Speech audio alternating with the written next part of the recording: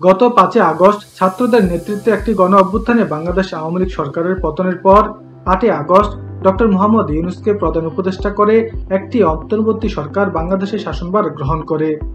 অন্তর্বর্তী সরকার বাংলাদেশের শাসনভার গ্রহণের পর থেকেই বাংলাদেশের সবচেয়ে বড় রাজনৈতিক দল বিএনপি সহ বিভিন্ন রাজনৈতিক দল একটি যৌক্তিক সময়ের মধ্যে দ্রুত আগামী জাতীয় সংসদ নির্বাচন অনুষ্ঠানের রোডম্যাপ প্রকাশের দাবি জানিয়ে আসছে। দ্রুত নির্বাচন হওয়াটাই এই দেশের জন্য, জাতির জন্য মঙ্গল। কেন বলছি? আমাদের অভিজ্ঞতা থেকে এই ধরনের সরকার যতদিন বেশি থাকে তত সমস্যা তৈরি হবে। কেন?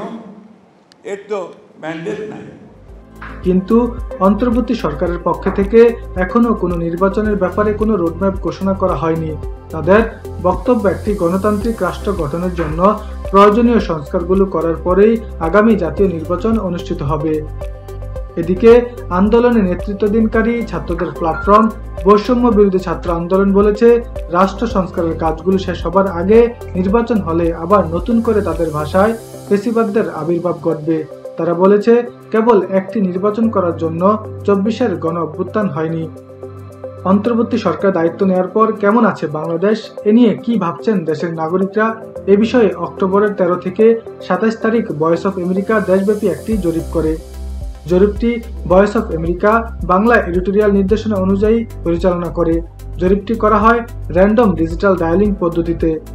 বাংলাদেশের সংখ্যাগরিষ্ঠ ৬১.১% মানুষ মনে করেন ১ বছরের মধ্যে আগামী জাতীয় নির্বাচন অনুষ্ঠিত হওয়া উচিত। তবে আরেকটি প্রশ্নের উত্তরে বেশিরভাগ মানুষ ৬৫.৯% বলেছেন অন্তর্বর্তী সরকার যা যা সংস্কার করা প্রয়োজন মনে করবে তার সবগুলো করার পরেই নির্বাচন আয়োজন করা উচিত।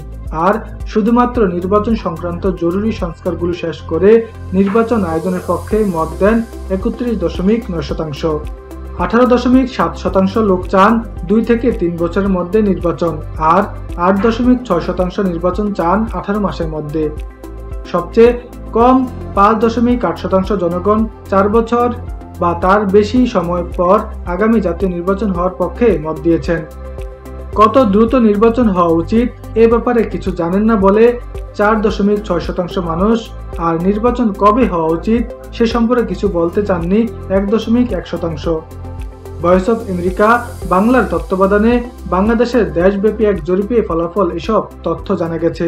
রাকিবুল হাসান, প্রধান সংবাদ, ঢাকা।